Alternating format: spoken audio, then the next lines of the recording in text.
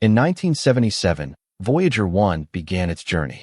It carried less computing power than the digital watch on your wrist, a fragile radio transmitter, and a mission timeline that was only supposed to span a few years. Today, nearly half a century later, it is still speaking. But it's the nature of that conversation that has changed everything. Voyager 1 isn't just surviving. It is transmitting data from a frontier no human-made object was ever intended to reach in real time.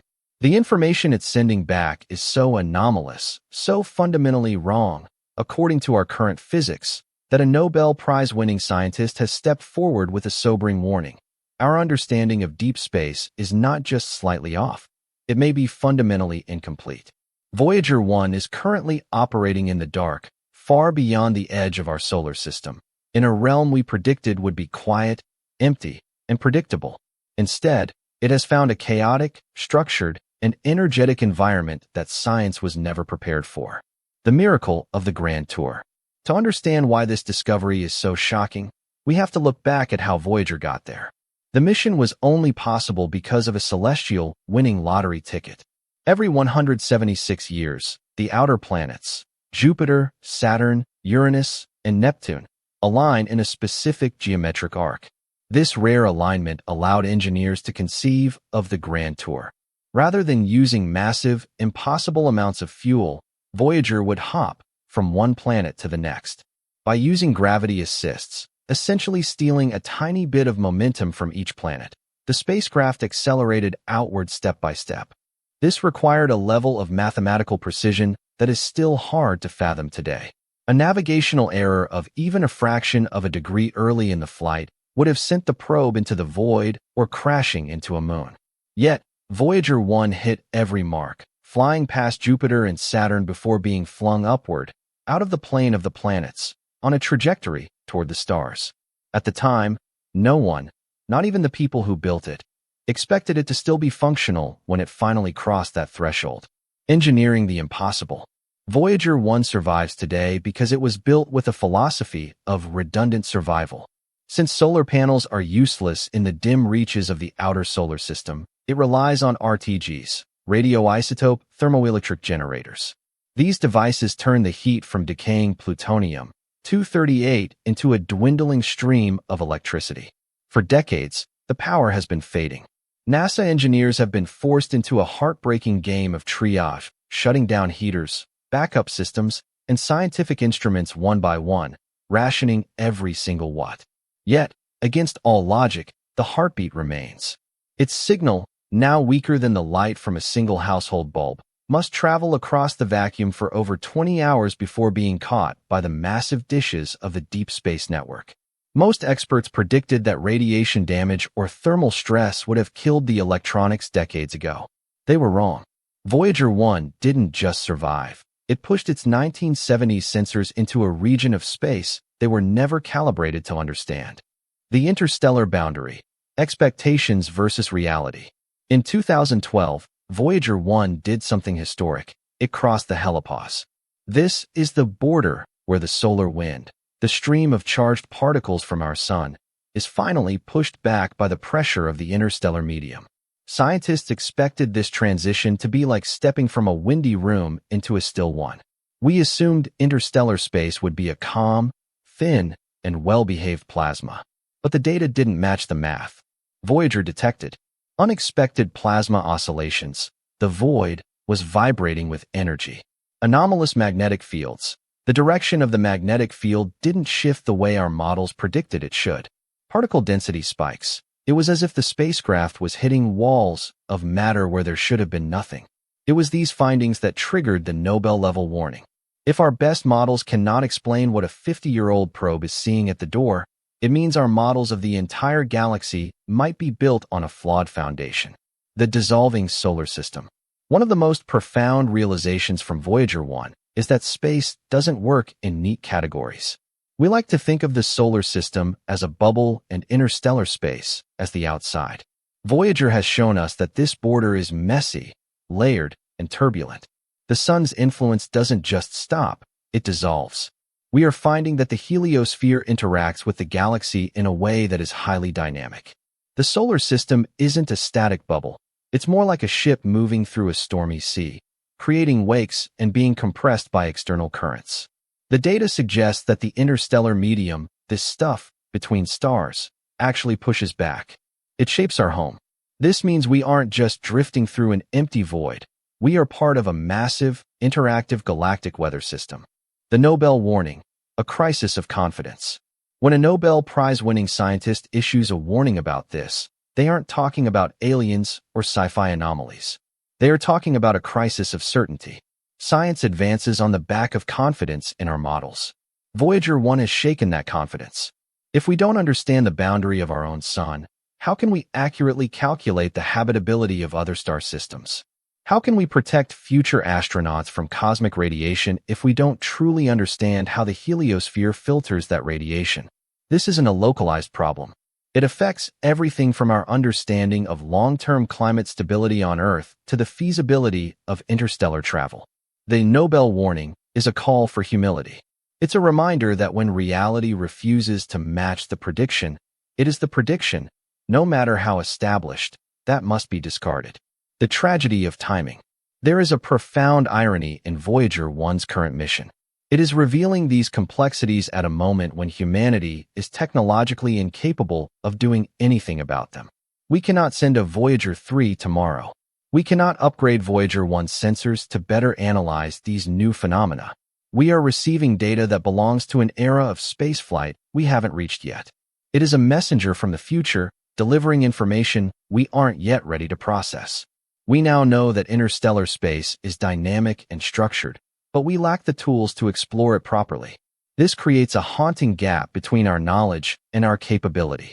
Voyager 1 is showing us the map, but we no longer have a ship in that region to verify the details. Why this matters for Earth? You might think this is just an academic puzzle for physicists, but the structure of the heliosphere is our primary defense mechanism. It shapes the environment of every planet in the solar system. It influences atmospheric chemistry by filtering high-energy galactic rays, biological mutation rates. Over millions of years, the leakiness of our solar bubble dictates the evolution of life. Planetary safety. If the heliosphere is more porous or variable than we thought, Earth's radiation environment is less stable over geological timescales. Voyager 1 is confirming that our safety depends on a structure we are only just beginning to truly see. Conclusion: the beauty of doubt. There is something deeply poetic about Voyager 1. A machine made of 1970s steel and tape recorders, powered by decaying atoms, is currently our most advanced teacher. It is not delivering answers anymore. It is delivering productive, uncomfortable doubt. It reminds us that exploration doesn't end when you reach the destination. It only begins when your expectations fail. One day soon, Voyager 1's RTGs will finally drop below the threshold needed to power its transmitter. Its voice will fall silent, and it will continue its silent drift through the Milky Way for millions of years. But the impossible discovery it has already made will remain. The most dangerous moment in science isn't when we are ignorant. It's when we believe we already understand. Voyager 1 has ensured that we will never make that mistake about our place in the cosmos again. The ghost in the machine, why Voyager refuses to die. To truly grasp the magnitude of what Voyager 1 is doing right now, we have to look at the hardware itself. We aren't talking about modern solid-state drives or fiber optics. Voyager 1 records its data on a digital 8-track tape recorder. Its memory is measured in kilobytes, not gigabytes.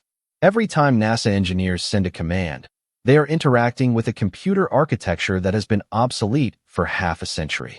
And yet, this ancient machine is outperforming every theoretical limit ever placed on it.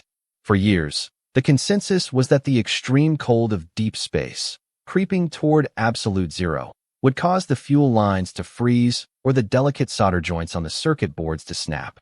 But the spacecraft has exhibited a strange kind of resilience. Engineers have had to get creative, sometimes hacking the spacecraft from billions of miles away. They've fired up backup thrusters that hadn't been used in 37 years, and they've rerouted power in ways the original designers never intended. It's a testament to a different era of engineering, an era where things were overbuilt because no one knew exactly how harsh the environment would be. Voyager wasn't built for a specific mission, it was built for the unknown. The hum of the void. In recent years, one of the most haunting discoveries Voyager 1 sent back was what scientists called the persistent hum of interstellar gas. When the probe first crossed into the interstellar medium, it detected massive shock waves caused by activity from our sun. These were loud, dramatic events. But then, the data showed something else, a faint, steady vibration. This is the sound of interstellar plasma. It's not a void. It's a medium. It's a physical substance that ripples and waves. Imagine swimming in the middle of a vast ocean at night. You can't see the shore, but you can feel the pressure of the water against your skin. That is what Voyager 1 is experiencing. This hum suggests that the density of the interstellar medium is actually increasing the further Voyager moves away from the sun. This is the opposite of what many expected. We thought the influence of the solar system would fade out into a thin nothingness.